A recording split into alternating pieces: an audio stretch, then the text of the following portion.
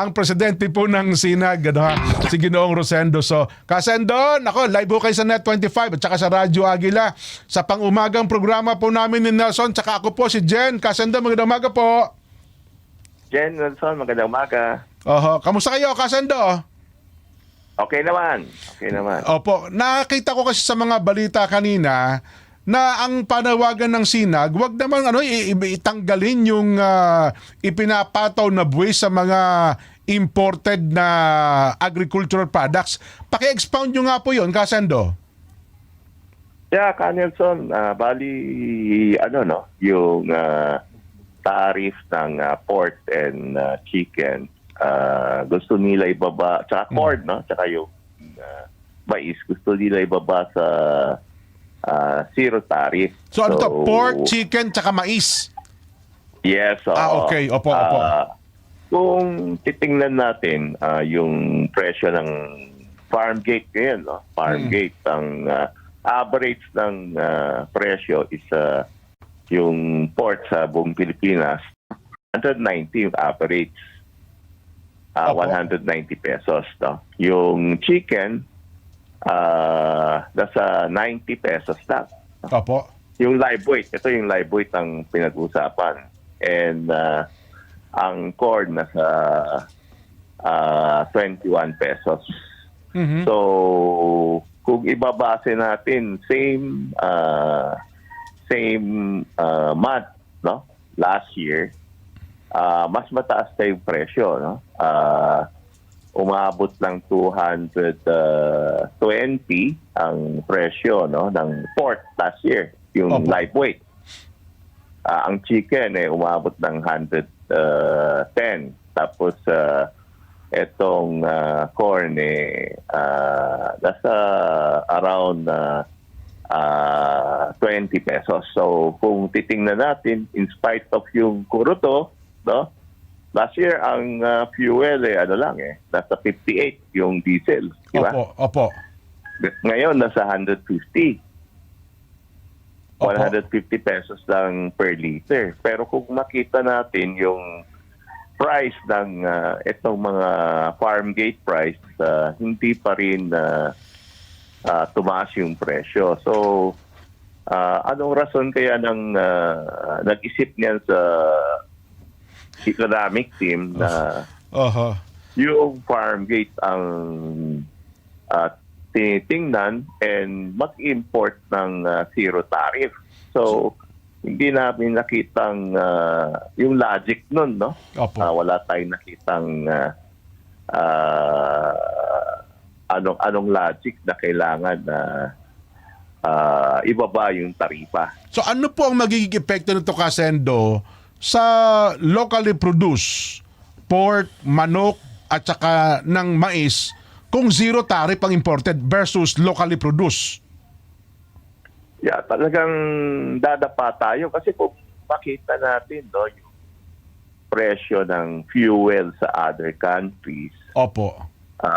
hindi sumipa ng ganong kataas ang European countries, kung makita natin yung fuel nila nasa almost 98 pesos lang no? Kung i-compare natin dito 150, no? Tapos yung karne ng baboy, for example ng Brazil,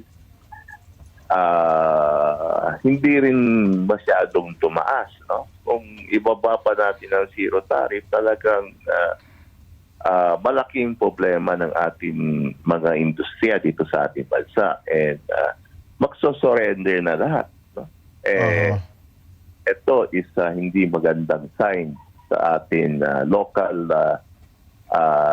production, and yung self-sufficiency natin, lalo tayong problema pag ganun ang direction. So, kailangan talaga is tukan natin yung local production, dapat lumakas, no, ang local production natin para at least hindi tayo umaasa doon sa importation. So paano ho natin sasagutin? Kasi ang sabi nila doon lagi, Kasendo, ng gobyerno, itong imported, kaya natin pinapasok, pang balanse daw po sa presyo ng locally produced. Yes, Nelson, dapat dapat tignan natin mabuti yung etong situation, no? Opo. Dahil kung makita natin yung local produce natin, hindi naman tumaas yung farm gate price. Ang disconnection talaga is yung retail price, no? Yung sinasabi ng ating presidente na from yung unang zona niya pa Opo. is yung value retail price from farm gate. Dapat yun ang tutukan ng economic team, no? Kung ano ang solusyon. Kung ngayon, kung makita natin yung problema natin is yung fuel. Lahat umaaray dun sa gasolina or itong kurdo. Opo. Dapat yun ang tutukan nila, di ba? So yung dapat na tignan nila is yung fuel kung paano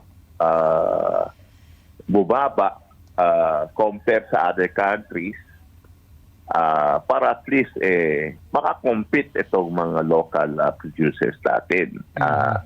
Kung makita natin yung Vietnam yung start ng problema ng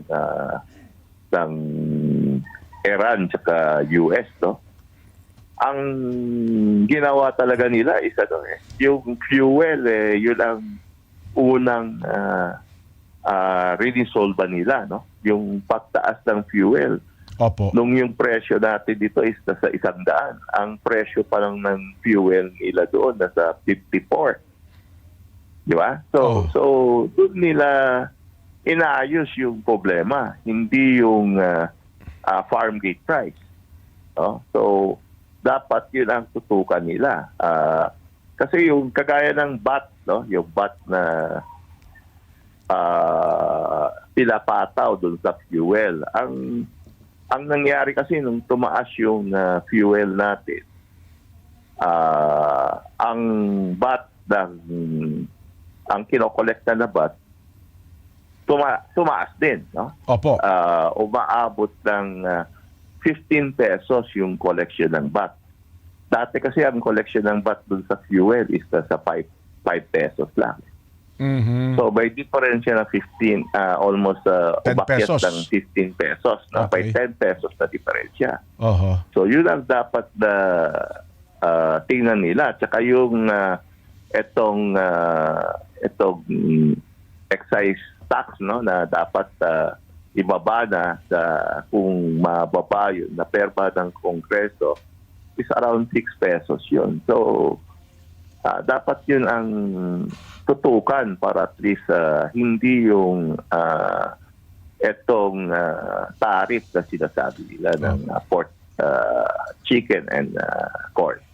Kasendo si Nelson po. Nelson. Apo. Ano naman po ang masasudurais, Kasendo?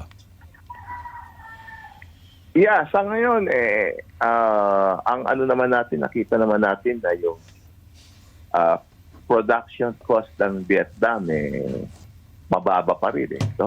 Kasi hindi tumaas yung fuel nila, hindi tumaas yung pataba.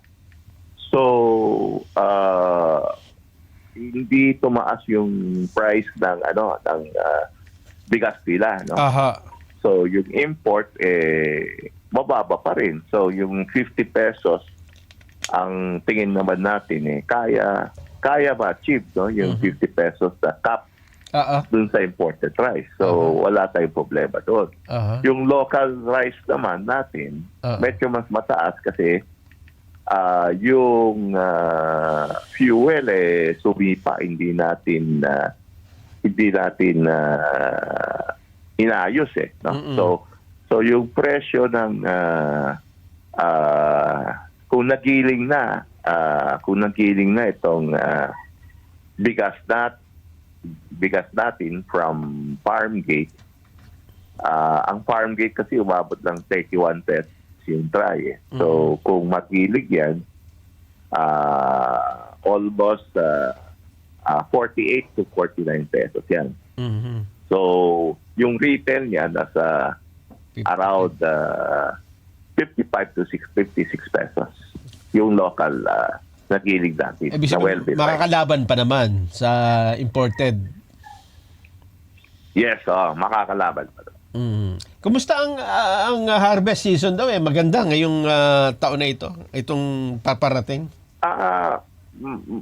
Maganda yung natin, harvest. Pero lumiit yung harvest natin dahil yung last cropping natin, bagsak ang presyo ng palay. So, Opo. nabawasan yung area natin. Compare same month last year. So, kung titingnan natin, maganda naman yung adi, pero Konti ang yung nagtanim. total harvest, bumaba. Nabawasan.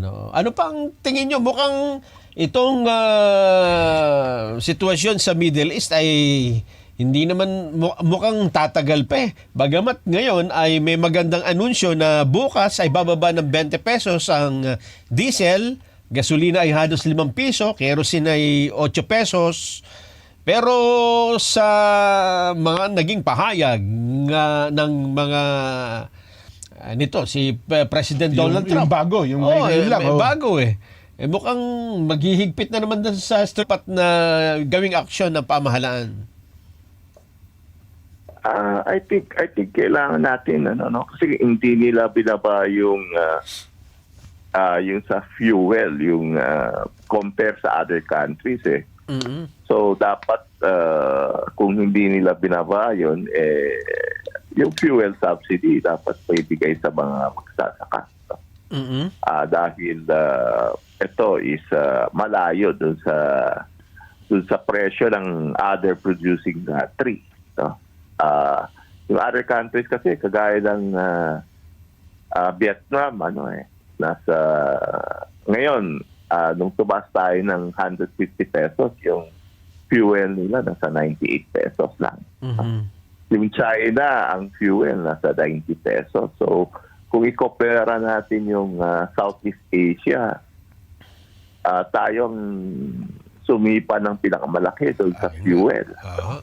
So, yung production cost ng other countries, mababa compared dito sa atin. So, kung makita natin yung projection ng itong other countries, yung GDP, ang Vietnam nasa projection ng World Bank, nasa 6.8 ang mangyayari. Ang Pilipinas babagsak sa 3.6. So, mukhang yung pag-handle ng economic team dun sa atin ekonomiya, medyo mali yata ang direksyon. So dapat talaga is tingnan ulit ng economic team kung paano maayos talaga yung value chain para medyo bumaba yung presyo at siguro tutukan yung fuel kung paano natin ma-resolve para at least hindi dumadaing lahat na consumer natin. And of course, kung makita natin yung presyo ng farm gate compare last year, mas mababa pa itong taon na ito Itong same month, same month. Pati hindi lang yung sinabi ko, yung itong itlog, itong egg, nawobleba, pati yung gulay. So, hindi yung tariff ang solusyon. Dapat tingnan nila mabuti kung paano talagang ma-resolve yung value chain para at least makarating yung produkto na hindi Kumbaga, nagtataka ako, kung gumandaan din natin, gumandaan maganda naman daw po ang baboy natin ngayon, tsaka manok. Tapos, ibabagsak natin ng zero ang tariff, puro imported. Parang aping-api na yata ang local nating magsasaka, Kasendo. Ano ba nakikita nyo? Yeah, talagang Kaya sabi namin ano ba iniisip ng Opo. Yung gustong mag-propose na ibaba pa yung taripa, kung makita natin yung production ng other countries, mababa na, no? Yung presyo nila. Tapos, isa-subsidize pa natin sila. Yung bansa nila, sinasubsidize ang mga local producers nila. Dito sa atin, gusto pa natin patayin yung local producers natin. Oho. So, dapat yung mga nag-isip yan, dapat pumunta sa ground. Ibig sabihin, pumunta dun sa mga itong bayan-bayan para ma-monitor kung ano bang sitwasyon ngayon. Hindi yung nasa Oo nga po. opisina lang at hindi tinitingnan yung actual situation dun sa ground. Mukhang si Secretary Balisacan sanay sa opisina, hindi ata bumababa, no? Hindi man lang tayo kinakausap eh. Yeah, kita mo hindi lang yung hindi lang yung labor group na ko-complain din, di ba? Opo. Sa TEPTEP, ang agri group na ko-complain. So lahat pati yung mga commuter siguro gayon talagang bugbog sarado na nagko-complain din dahil tumaas yung fuel. Opo. So dapat yun ang tignan nila mabuti, no? Kasi yun ang cost ng problema sa atin, no? So dinadivert nila dun sa ibang problem. Kung makita natin yung tariff doon, binabana nila last time. Hindi naman bumaba yung retail price. So hindi yun ang nakikita natin na solusyon dapat. Oho. Dapat i-review nila mabuti yung value chain para at least makarating yung tamang presyo sa consumer. Mukhang ang binubuhay natin ay mga magsasaka sa ibang bansa, hindi yung magsasaka natin sa Pilipinas. Kaya ko bigla tuloy naisip ka, Sendo, yung ating kaibigan. Parang ayaw nang mag-alaga ng baboy ni Patrick eh. Yeah, ganun ang mangyayari, no? Kung Oo. makita ng local producers na pinapatay sila, no? So ayaw na talaga mag-alaga, and maski anong gawin mo kung walang kita yung local producers, hindi talaga mag-aalaga. Kawawa, ano ha. Anyway, Kasendo, salamat po ng sa inyong oras at sana ay matawagan ng pansin ng mga kinaukulang ahensya ng ating pamahalaan. Ano po? Yeah, maraming salamat at magandang umaga po. Yan po si Ginoong Rosendo So ng Sinag.